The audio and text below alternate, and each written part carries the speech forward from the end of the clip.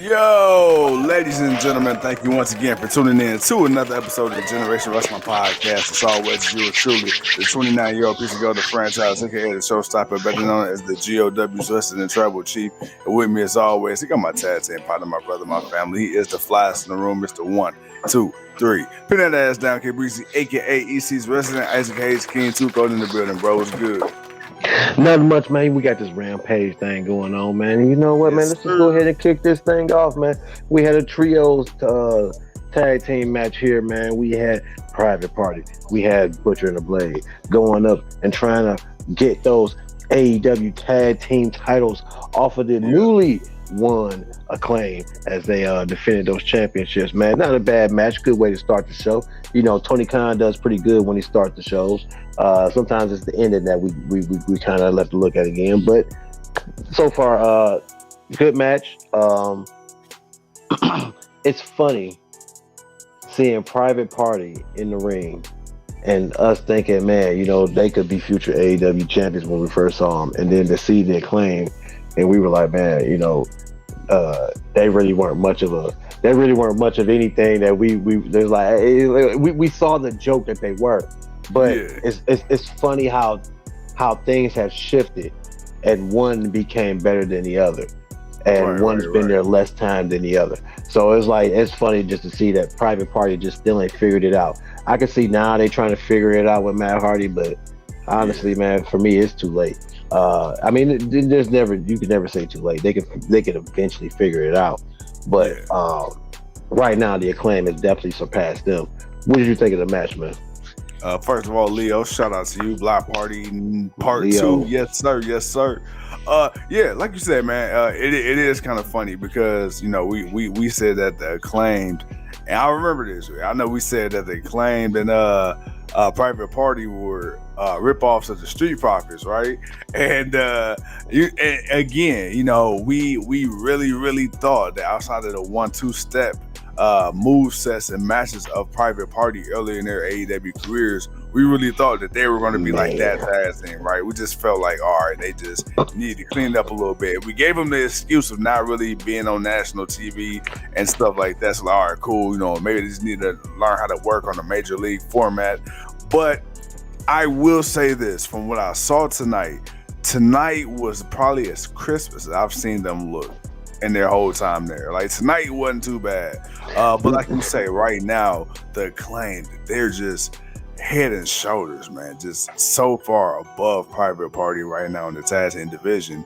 And hell, even on the singles tip, it makes no sense. And then, of course, you know, like you said, they're trying to right their wrongs with Matt Hardy, but at this point, I really don't know if Matt can help them. I guess my thing is, outside of the veteran leadership and experience that he has, I don't understand what Matt Hardy brings to Private Party on screen. Behind the scenes, sure, but on screen, I really don't see what Matt Hardy offers Private Party.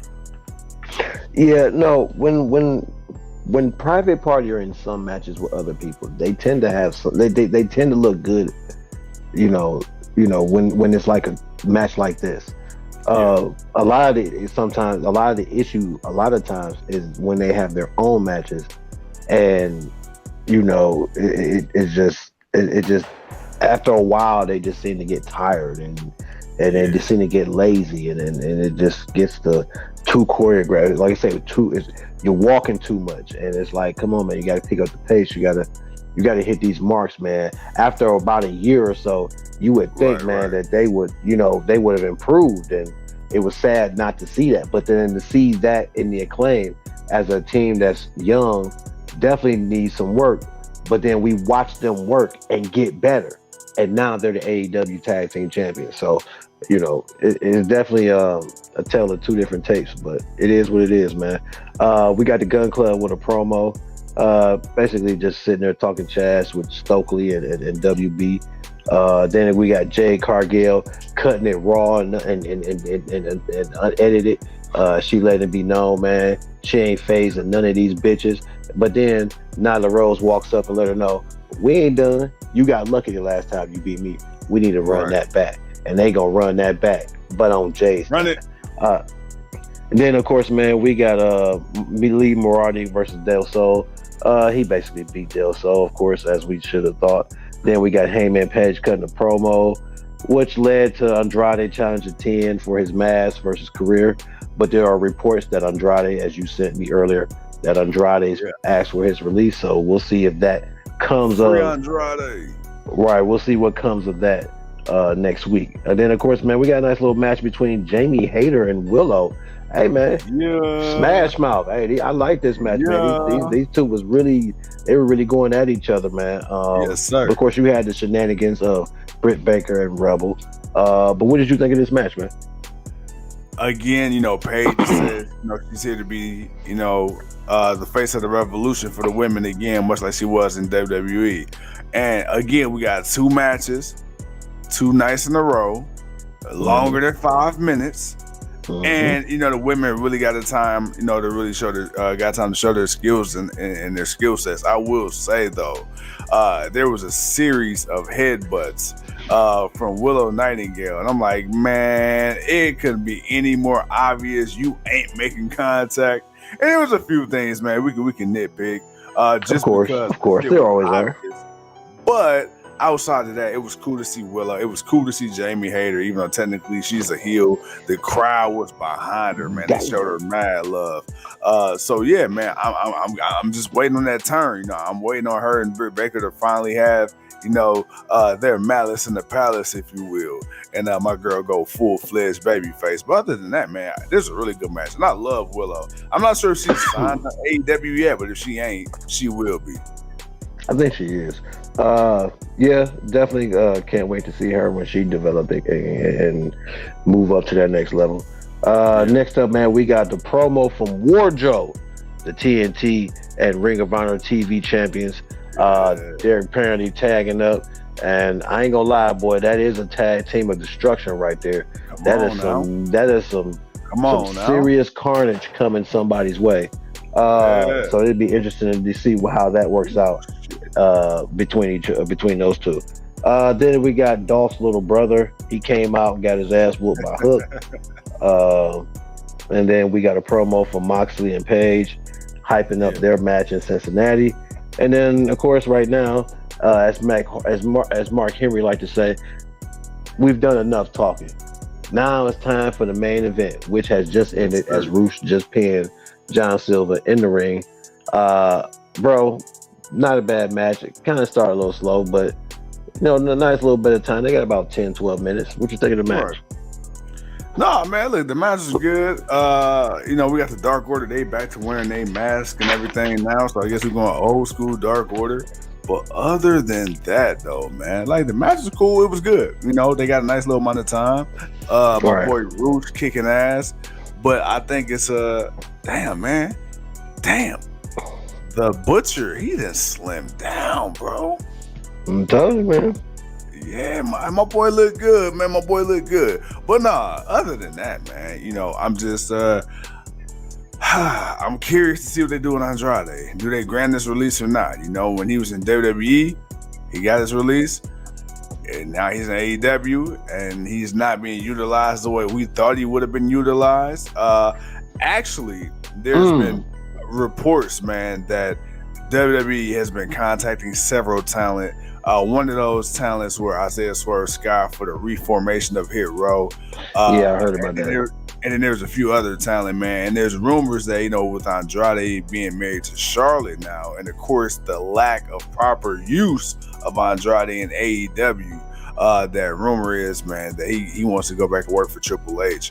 On the flip side, you got Malachi Black, who says the rumors of him going back to WWE are false and he will be back in AEW. So, you got a lot, man. I think Triple H, his acquisition of power in WWE has really, really shifted the narrative and the thinking, I would think, for a lot of the ex-WWE guys. I mean, you got guys like Jericho, Mox, and Danielson who probably have no intentions of going back, especially not anytime soon. But for guys, man, who are Triple H guys like a Bastard Pack or like who did I just say? Andrade and people of that nature. Swerve Scott wasn't really a Triple H guy, and he made known, the friction them two had. So I don't see him going back. But I think, man, the next 2 years between now and 2024, you're really gonna see the loyalty to AEW get tested. WWE, it is what it is. People come and go from WWE all the time, but AEW was kind of like that shiny brass ring, right? It was kind of like that land of opportunity. It was, a voice of the voiceless, and now you got Triple H back, and it's like, oh shit, okay, now you're gonna really see who's truly in AEW for all the reasons they say they're here for. You say you're here for creative freedom. You say you're here because you want to be like Paige, heard by your boss. You want to take your career in your own hands. Okay, that's cool. But now, do you have that same energy now that Triple H is in charge? Because you see when Triple H gets behind the guy or gets behind the girl, you see where they can go. You see what Triple H has done to the whole entire WWE product in just less than 4 months' time, and we're counting. So it's like, bro, all right, you really gonna see loyalty getting tested right now, and I wouldn't be surprised if we get more current AEW, former NXT talent wanting to go back, man, and test the waters back in WWE. Look, I wouldn't doubt that either, but again, the one thing that I keep saying is, even though, you may feel you get a better shot, but it's like, but you got to look at all of what WWE has now and what they're trying to do with the people they have now. Where do you see yourself fitting in? And are you willing to sit there and wait? Some people are willing to do that for the money, but that used to be the thing. Now a lot of people are like, no, I can do what I want to do and get paid good and wrestle where I want and do what I want to do. And that's a factor. Like, if you can say, oh, it was WWE, anybody was signed. Sure, anybody was signed, but anybody that sees that right now what they're doing is better for them, they're happy, they're in control, they're betting on themselves. So you're gonna have that. So I don't see a lot of people thinking some will get an opportunity to go to WWE, and hopefully if they were big enough in AEW, they'll get an opportunity to go to WWE. Everyone's not going to be like Cody, because Cody's already spent time in WWE. That's different. Yeah. So you can't consider that. If you haven't, I'm talking about those that never spent time there. So therefore, I don't know if it'll work out. Now, for a guy like Strickland, he can go, but will he be considered a top guy? Will he be a mid-carder? Will he be put into a tag team because they don't see nothing else with him? Like, or because they already got too many people. Like, things happen and opportunities can come, but still, is the grass really greener on the other side? Is what I'm saying. And that's the thing, just because you turn your drawers inside out don't mean the other side ain't got shit on them. With that being said,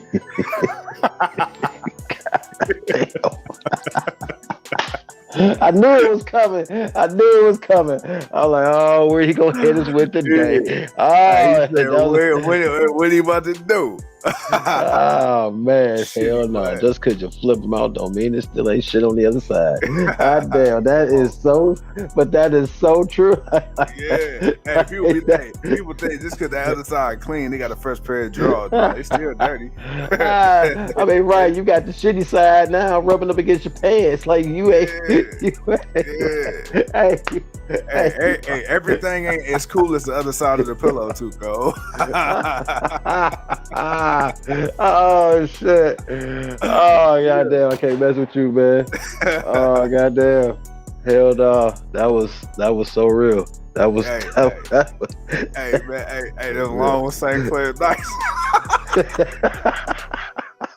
Hey boy, you missed that 40 at the Windermere, bro. After 11 o'clock, it's over with. It's a wrap, boy. You might as well go ahead and get to walking. Go ahead and get to walking, because it's going to be a cold one. Tell grandma to unplug the washing machine from the kitchen sink and put your clothes in the clothesline in the backyard. It's going to be a long night. It's going to be a long night, frozen night.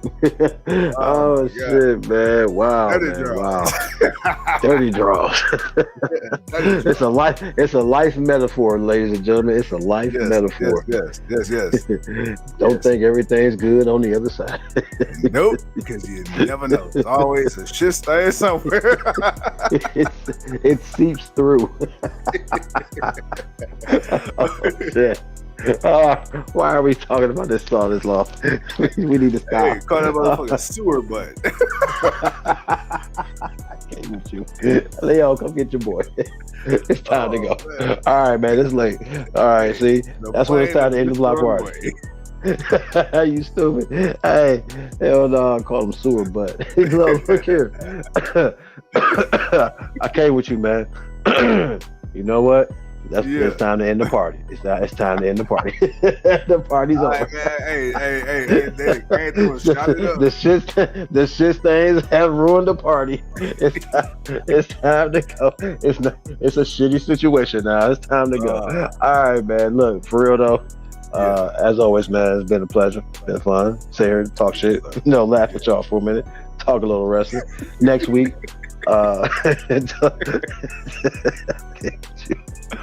I came with you, man. Oh shit, man. We got Monday Night Raw next week. We got Dynamite season premiere. The anniversary show of Dynamite next week. They got a nice little stack card. We got the season premiere SmackDown next week. They kind of got a nice little stack card. We got Extreme Rules next week. Me and the franchise, we're gonna talk about that, later on. We'll let y'all know what's up with that. But we got a nice little bit of wrestling coming up, man. Can't wait, as we always do. But bro, I think it's time for us to go, man. I think we just said more than enough. I know you have. Yeah. I know you have. Oh shit. Oh man, that's wrong, man. All right, with that being said, ladies and gentlemen, thank you once again for tuning in to another episode of Generation Wrestling Podcast. As always, it's yours truly. I am the 29-year-old piece of gold. He is too cold. And good night to the world. Good night, Patricia. And use baby wipes. Don't flush them down the toilet because it'll clog. No, it will. Yeah. For real. All right. Peace.